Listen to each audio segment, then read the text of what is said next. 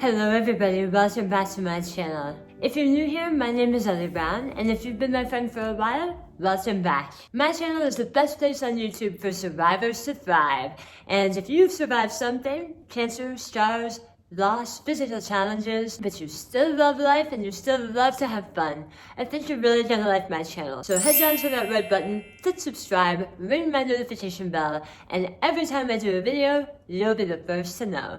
Today we're going to talk about the idea of a low buy or a no buy year. Now, if you're on YouTube a lot, you may have seen videos like this, especially if you're into personal finance or minimalism or sustainability. In this video, I'm going to tell you about my choice to do a low buy year and what that means for me, as well as give you lots of tips on how to make your low buy year a really fun life treasure hunt.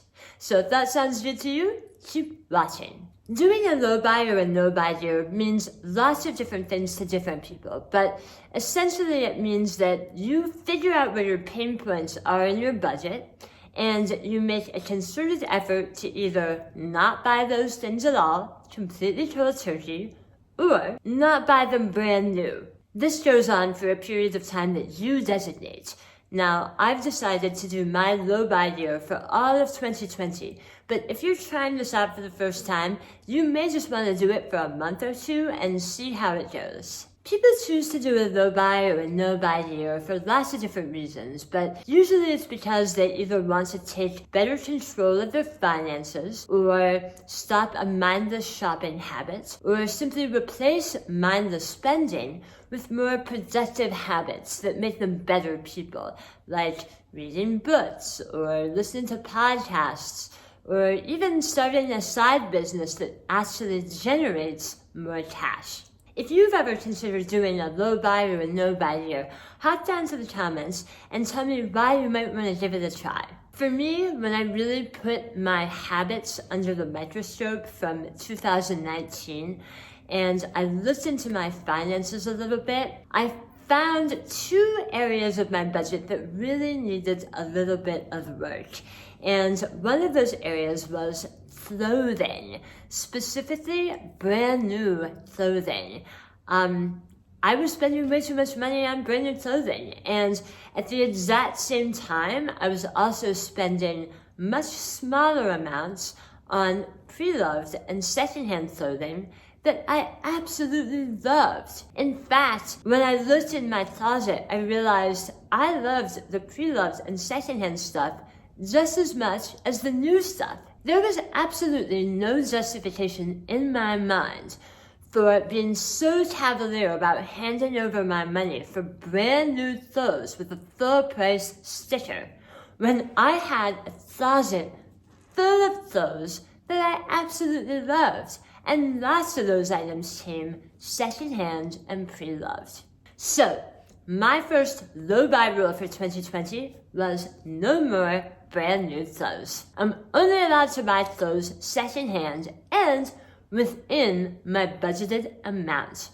They can come from Crossroads Trading, they can come from Buffalo Exchange, they can come from TJ Maxx and Marshall, they can come from eBay, but they cannot be full price. That's my first rule for myself. No more hanging out at Fashion Show Mall just for recreational spending.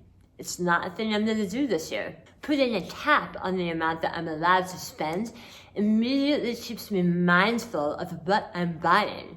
Is it really worth that extra $100 for a few new blouses when I already have a closet with blouses in it? Being forced to remain under budget means you have to confront exactly what you have, what you need, and what you want. And it also means that if you have to get a new thing, let's say you need a pair of specific shoes for a sporting event, or you have to get a jacket for a business event, or you have to buy underwear, because let's face it, I ain't buying that pre-loved. Having that system in place and having that budget ensures that I stay on track. My second low buy rule for 2020 is that I am only allowed to replace hair, makeup, and skincare items. No more buying extra stuff just because I want to try the color or test it out on my skin. I'm not doing that anymore. Sephora, Ulta, I love you. But I'm only coming in if I'm out of something, and even then I'm only buying one of the thing that I'm out of.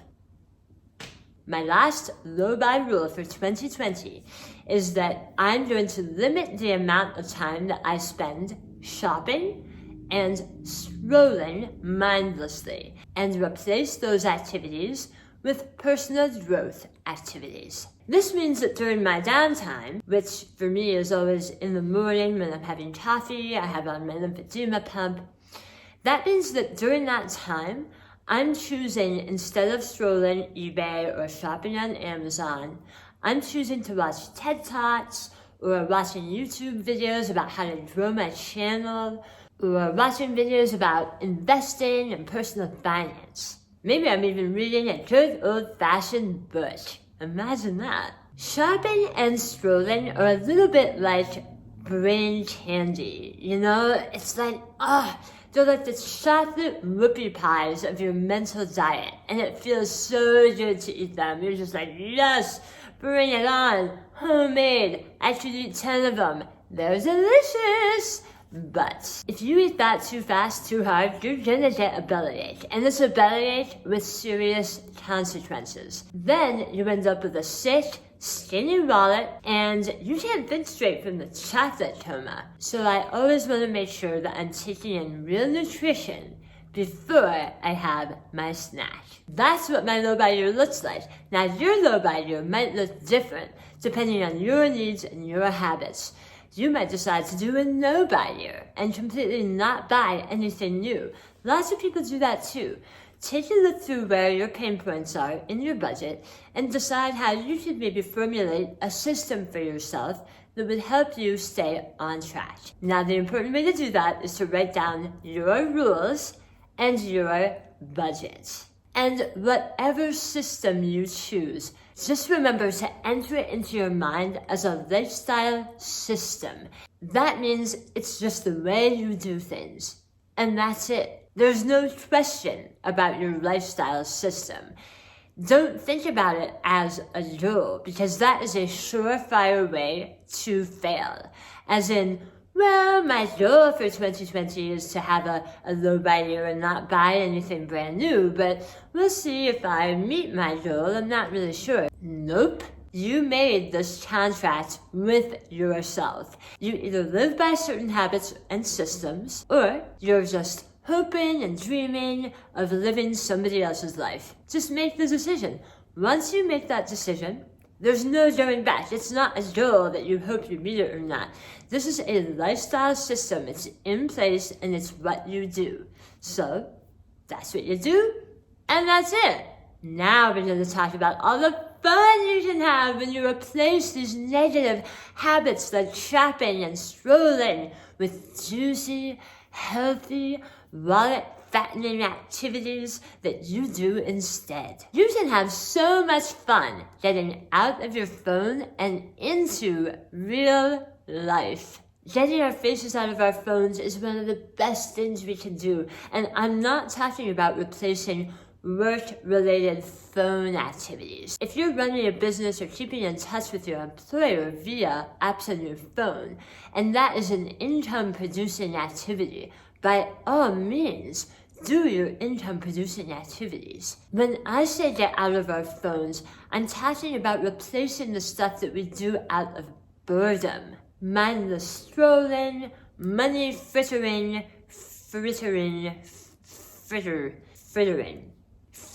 cash into Amazon and eBay. That's what we want to replace. If you took the time that you did doing that and you put it into something else, how quickly could you hone a new skill set? What if you started a business? What if you began a side hustle? What if you started taking self-development courses? What if you just listened to TED Talks and podcasts that you like? How would that reframe the way you see the world? What if you started an investment fund and got addicted to watching your money grow?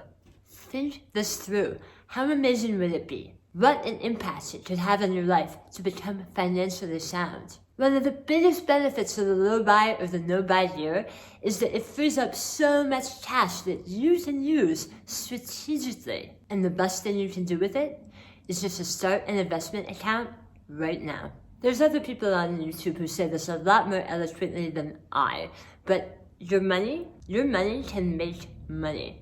And when your money makes money, that money can make you a ton of money. But in order for your money to make money, you have to have it in a fund where it's growing, and you need time.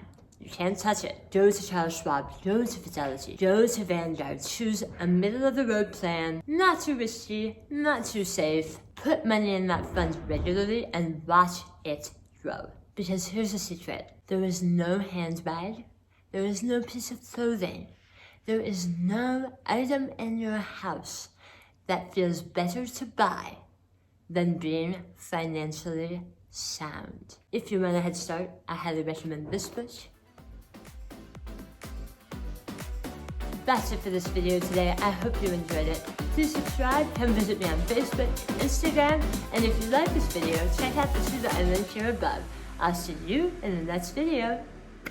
Bye.